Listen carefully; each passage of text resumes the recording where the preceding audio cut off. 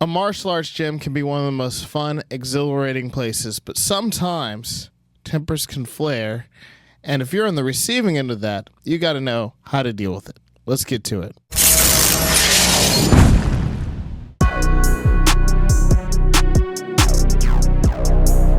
Hello everyone, my name is Donovan Scott. I'm the owner and creator of Mad Pass, and today I want to talk to you about what to do when you're on the receiving end of an angry practitioner. Now, I think almost all of us have experienced this at one point. If you're somebody that spends time on the mats, if you spent it for over a year at least, at some point you're going to experience somebody getting mad at you about something. Now, sometimes it's a completely legitimate reason for them to be mad at you. Sometimes it's just, hey, they might have had a bad day. They're coming in, they're taking it out on somebody. And sometimes you might just be doing really good, and that person is just he's a higher level than you, and now that you're actually putting it on them, they're upset with you and mad with you that you're able to do that, and they take it out on you. Regardless, there's a smart way to handle these situations without making things worse for yourself. So let's say you are in a situation where you are rolling with somebody or you are sparring somebody. Maybe you went for an armbar, it was a little too rough. Maybe you cracked them across the chin just the wrong way. And now they are extremely upset. They start yelling at you. They start cursing at you maybe. What do? Well, number one, stay calm and give the person some space. The Bible says a soft answer turns away wrath, and that's very applicable in this situation because a lot of times what happens is whenever somebody yells, hey, I can't believe you did this, they start calling you all kinds of names. The knee-jerk reaction is to give them the exact same portion they just gave you, and that is not the way to handle this. The smart thing to do is to remove your emotions from it, separate yourself, calm down, get it together. There might be something that they're angry about that you didn't even realize you did. I know when I first started jiu-jitsu, there was plenty of movements that you're supposed to avoid doing because it can tear up somebody's knee, cause some kind of serious injury. And I didn't know that. I was ignorant of that. But because they started getting mad and angry, I now was kind of, oh, well, what's going on? I'm confused. Well, if I had just jumped up and all of a sudden just started having a yelling match with this person, then instead of taking the opportunity to learn and get better, then I'm just going to get worse and get angry and make my whole team hurt, my whole team upset with me. So guys, remember, hey, chill out, calm down, get yourself together. You're never able to make a great decision in a heightened state of emotion. In a heightened state of emotion where you are losing control of your ability to stay calm, of your ability to speak coherently, then what ends up happening is you always make bad decisions.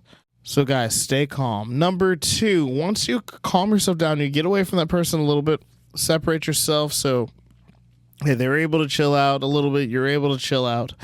That's when you begin the process of reflection.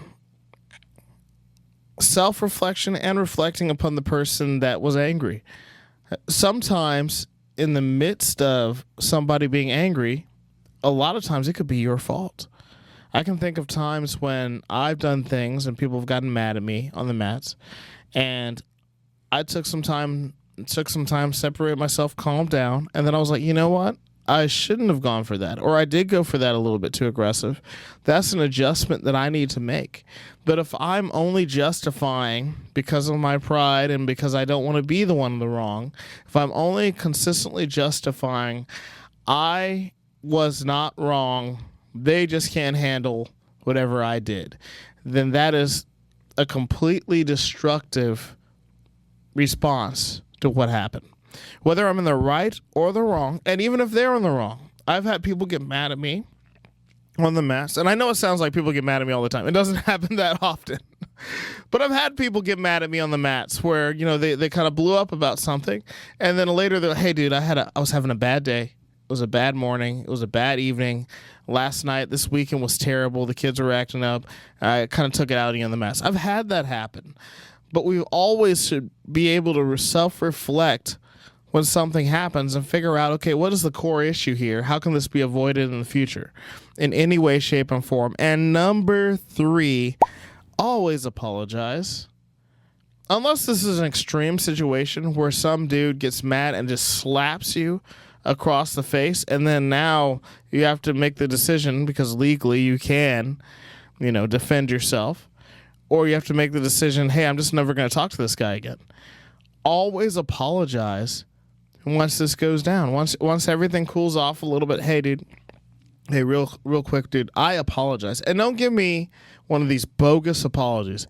I apologize that you feel that way. Please don't do that. Everybody knows what that means. What that means is you don't feel like you did absolutely anything wrong. This person's just being a sissy, essentially, and now they are just crying about nothing.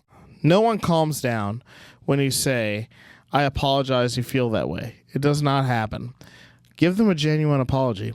Nobody wants to be on the mats with somebody that is out there hurting people, who is out there irritating people. Maybe you said something. Maybe it's not even a physical thing. You said something, it was insulting, you didn't realize it was insulting, and now you guys have to make up and work it out. Fight to create peace in any situation that you have on the mats. If you can fight and create peace and continue to train with these people and have good training partners that take care of each other, you're going to cultivate an extremely peaceful, wonderful gym environment. And that's what we should all be striving for. There's going to be situations where people will blow up on you and you realize they might be in the wrong, or maybe they just overreact to something that you did wrong.